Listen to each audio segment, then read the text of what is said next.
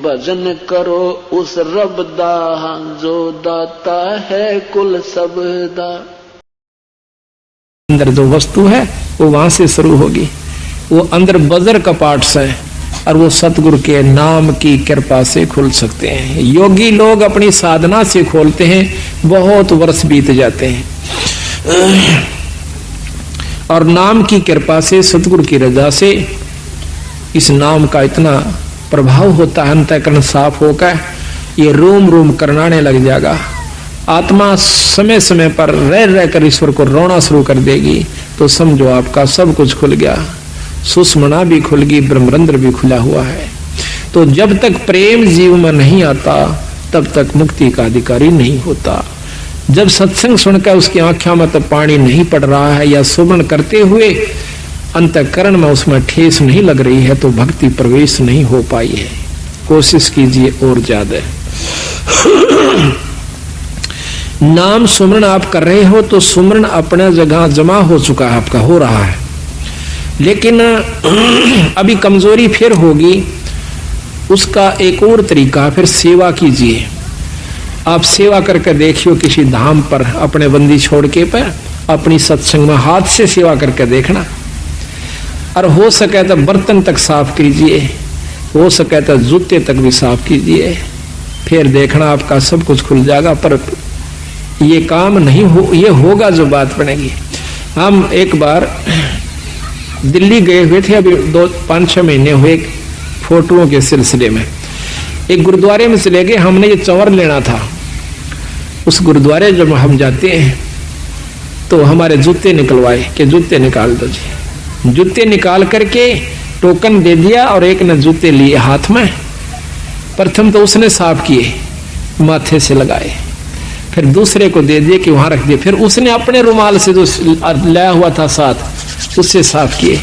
रुमाल को भी मत्थे से लगा और हमारे जूतों को भी मत्थे से लगा करके, और एक खोखा सा बना हुआ था जूतों का अलग से, उसमें धर दिया। अब क्रिया तो वो कर रहे थे और शरीर में गुदगुदी मेरे हो रही थी कि बंदी छोड़े। ऐसा भाव जब हो जावे तो फिर बाकी कुछ नहीं रहता, और सही नाम मिल जावे। तो इतना ये सब व्यवस्था बनाने के लिए इस सत्संग की आवश्यकता पड़ती है, ऐसे समागमों की आवश्यकता पड़ती है। अभी तक हमने क्या देखा है कि हम कभी सत्संग में जाते नहीं, जाते हैं तो सिर्फ एक मुश्किल से अपना फॉर्मेलिटी सी करके चले आते हैं। लाभ तो उसका भी है, ऐसा नहीं है, लेकिन वही बात आओ, जितना गुड़ गिरेगा उतना मीठा होगा। यही कारण से थोड़ा सा हिम्मत करो, क्योंकि सबसे बड़ा हमारा अभिमान अहंकार राक्षस है। जब हमने मत्था टेक दिया, जब हमने लंबी डंडौत ही कर दी, फिर कसर कौन सी राख ली? उसके बावजूद फिर अकड़ का है कि जब सर्व सौंप दिया तो फिर अकड़ नहीं। इसको करके देखो कभी, तो कितना आनंद आता है। आप सत्कर मान लियो, मुझे तो आप मतलब समय नहीं देते, मैं अब भी आपके जूते साफ कर दूं, ठाकर दर दूं, मुझे कोई नहीं, ये एक मात्र भी ये नहीं है कि मैं बहुत बड़ी उस पर पहुंच चुका हूं ना। ये जीव जब तक इस सृष्टि में है वो कुछ भी नहीं है। यहां से निकल ले जब जानिए, तो हमारे अंदर ये बात कभी भी घर नहीं कर दी कि मैं संत हो रहा हूं और मेरे सैकड़ों हजारों से सो गए, मैं बहुत बड़ा बन गया। कुछ भी नहीं हूं, जीव का जीव हूं। अगर ये यहाँ से छुटकारा नहीं हुआ, अगर आखिर में भी पैर उलझ गया तो भी ज्यों का त्यों है, चक्कर फिर लंबा चौड़ा से। महाराज की कहते हैं कबीर, मन के मते ना चालिए, इस मन का के विश्वास, और साधु जब लग डर कर, जब लग पिंजड़ सांस।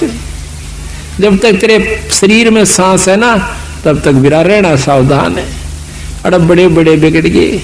ऐसे ऐसे ऋषियों का प्रमाण मिलता है, पाराशर जैसे, श्रृंगी ऋषि जैसे, जो सारा दिन में एक बार वृक्ष की छाल का जीभ लगाया करती थी, और उससे उनकी भोजन तृप्ति हो जाया करती थी।